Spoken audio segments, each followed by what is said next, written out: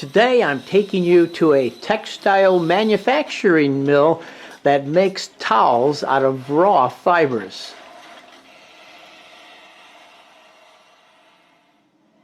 And it's going to be something for us to also continue to explore what a spider does in making its own silk raw material from which to spin some very elaborate web structures.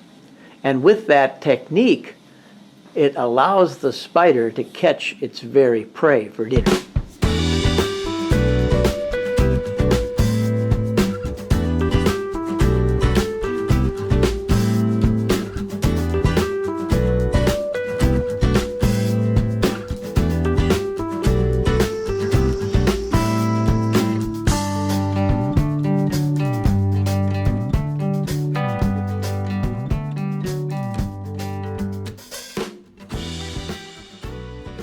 Complexity in a fiber weaving facility such as what we just looked at here in South Korea, making these towels. But there's another sophisticated piece of this machinery as well, and that's the spider. Spiders are natural specialists when it comes to weaving and the making of silk fiber and weaving those into most unusual kinds of things, especially a web to capture its prey or the spider wouldn't eat. During this process of making silk webbing, in the cribellate spiders, like the feather-legged orb weaver we've been studying and looking at over the last several videos, that spider has a very unique ability because it takes its 6 spinnerets. Here's a micron microscope allowing you to see the spigots that come out of a average spinneret on a spider. It produces larger or thicker strands of silk webbing, and then it mixes that with a production of a factory to interweave it with some very fine fibers that come out as spigots, such as we saw in the video here, the spools, but hundreds of thousands of little spigots, so fine that it uses its spinnerets are like little moving fingers to manipulate the webbing to go wherever it needs to be so it can mass produce, if you will, this special fiber. It is this special fiber that it makes, the heckled web, that captures its prey.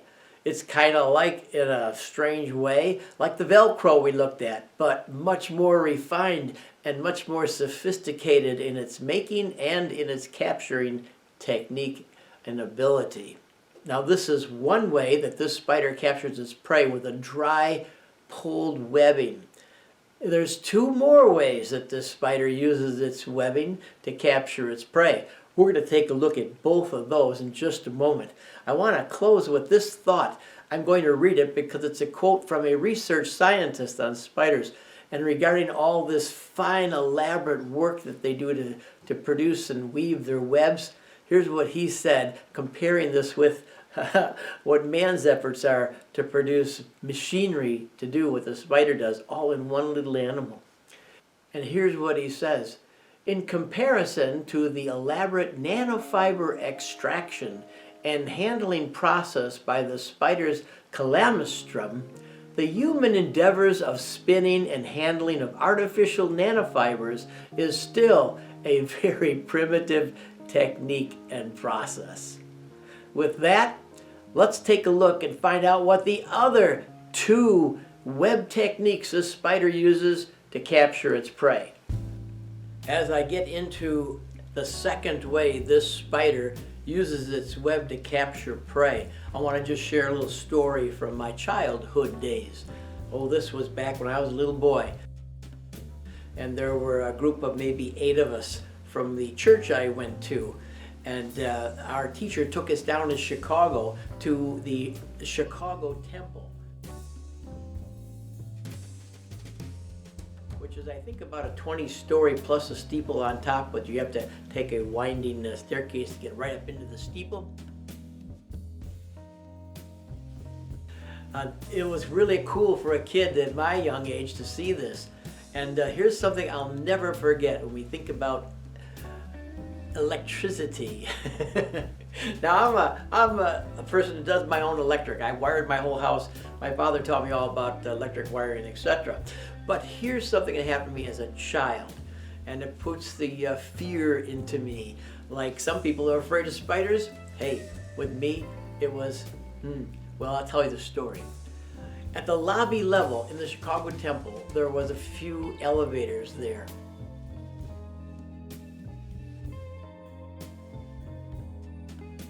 And to get to the elevators, you walked through the main entryway and you turned, I believe you turned to the right or left, I can't remember, and you walked across this thick red wool carpet.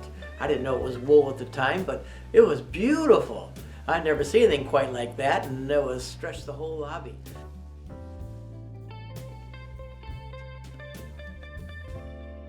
So I walked across that, and I was all excited to lead the way with our group. And I walked up to the elevator, an old elevator with I looked like a brass kind of a, push the up button, the down button. And I reached my finger out to push the button.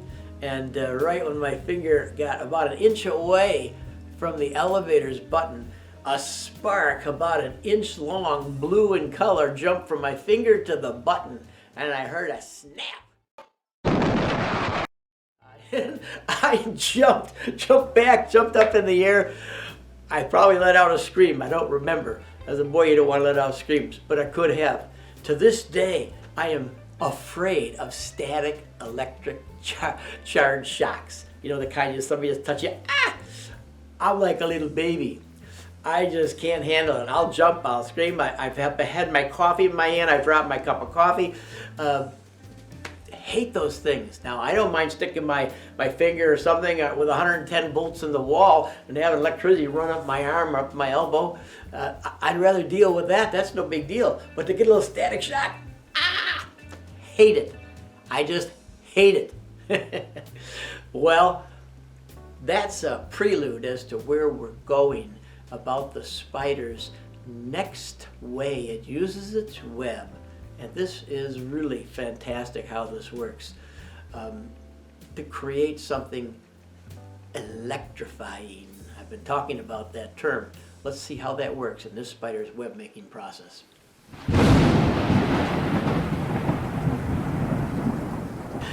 This spider, when it does this quick, rapid motion across its spinnerets and pulls out rather violently these strands of silk, finely designed webbing material. When they're in that process of being stretched and moved so quickly, it creates a static electric charge to the web that it's producing.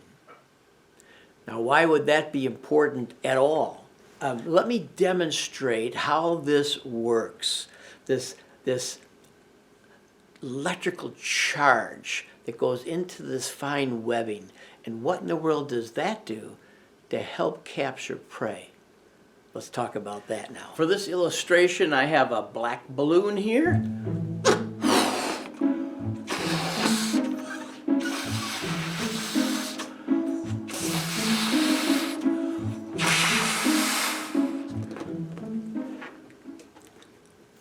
There. Now, you may have done this before. I know I have. Let's just take this black balloon and rub it on my hair. Well, what little bit I got left of it. Now, you can't hear this, but it's cracking and popping and snapping here while I do this. And you can see it makes my hair stand up on end. Not a very pretty sight. See how that makes my hair stand up? And why is that doing that? Because negative and positive charges attract one another. And so I'm creating, by this violent movement across this balloon, I'm creating an electromagnetic charge in the fibers of my hair. Now, this is what happens in this spider. That fast motion back and forth, pulling its silk webbing and stretching it to almost breaking point, creates a static charge, an electromagnetic charge. And what's so unique about that, you ask? Well, that also helps capture its prey. It's like electronic glue, if you will.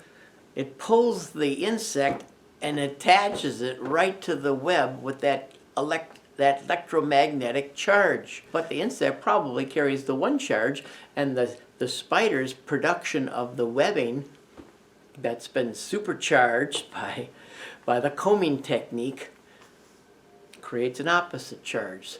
So that is the reason why this spider can create a web without any sticky glue and capture its prey. Not only does it entangle the prey, you know, all the fibrous little balls and things that are covered, the thin thread of silk underneath the hackled part, but it also has a electromagnetic charge that almost pulls and draws the spider and holds it right to that web as well. Amazing, don't you think? I mean, I'm astounded when I think about that, the design on this little spider to do those kind of things. Wow, that is mind-boggling, blowing for me. Well, I hope that illustration was beneficial in explaining the electromagnetic charge that is put into the webbing by this spider, and that's useful in capturing its prey so that it might thrive and live and have another meal for the day.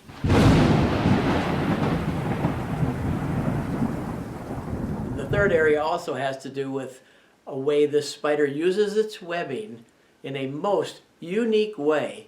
The third way, it makes sure it captures its prey. So you see, this spider, without having any way of making the sticky webbing, that the little droplets of glue that most orb-weaving spiders use, this spider doesn't have that ability. So it has these three unique ways of capturing its prey. And this is the third one. Let's see what it's all about. I thought I would take a much-needed break from spider video production, have a little drink of refreshment for myself, and also enjoy a little snack. Oh dear.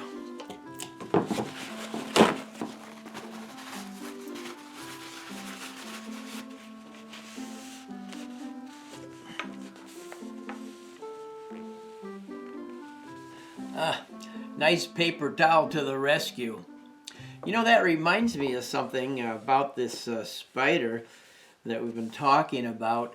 Just as this paper towel has absorbed the spill that was on the surface here of my countertop, and now it's attached to the paper towel and easy to throw out. Well, that makes for a pretty good segue into the third unique feature this spider has with its nanofiber webbing. Let me explain. On every insect known to man, there is a coating over the exoskeleton of the insect, spider or other animals as well, that protect the inside of the creature. Now, this waxy material that's found is absorbed, yeah, that's right, absorbed by the fibers, these nanofibers that this feather-legged spider makes. It just absorbs it like that paper towel absorbed my spill and clings to it. And what happens is, as it does that, it forms an adhesive that glues that insect to the web. I mean, how more unique can one little spider get? And that's all I have to share for today. I think that's Hey, a lot. thanks for watching. Next time, you're going to be amazed even more. Because while at this web, when I found this spider for the very first time, there was another surprise I had there. But you'll have to wait for next time for that. Have yourself a good day. Thanks for being here. Bye now.